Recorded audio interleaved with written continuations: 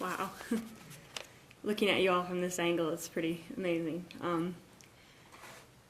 I just wanted first to start by thanking everyone, especially our family in blue, the U.S. Customs Service, without which I don't think any of us would really be able to make it through this time. I am really touched by just how much she is loved, and I am so very proud of my mother. I know I will be freezing later at the cemetery, but it was really important for me to wear blue today. And I know, part of her would be really giddy to see all you in uniform, and part of you would be wondering what the heck you all did to get out of work. My mother was a complicated lady, and I spent a lot of my life trying to understand her. And now I can honestly say I understand her more than ever. This is because I am my mother's daughter. If you took my mother's personality and you split her down the middle into two, you would have me and my sister. There are two young women here today. My mom cared so much for other people.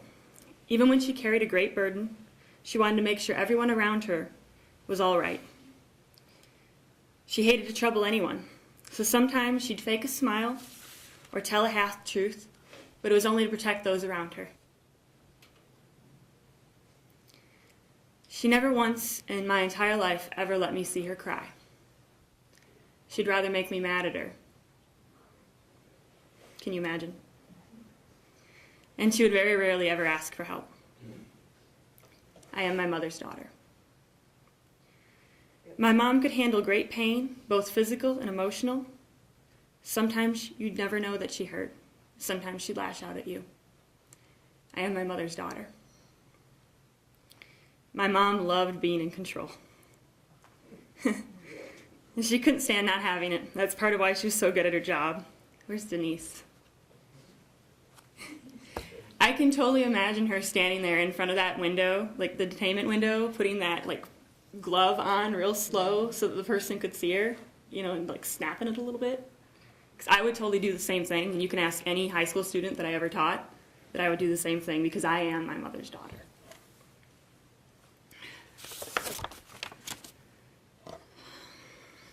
She was a passionate woman who loved her job. So many of your names we heard all the time. I'm going to be honest, we tuned out most of the stories, but we heard the names. The day before I let her go, I actually got a phone call from a port in California wanting to fly her out for an interview for a supervisor position. No matter what was going on, my mother would just keep working to improve herself and to be her best.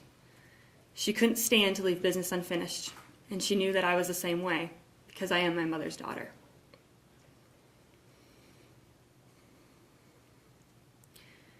She was the strongest person I have ever known and I ever will know. And she could overcome anything.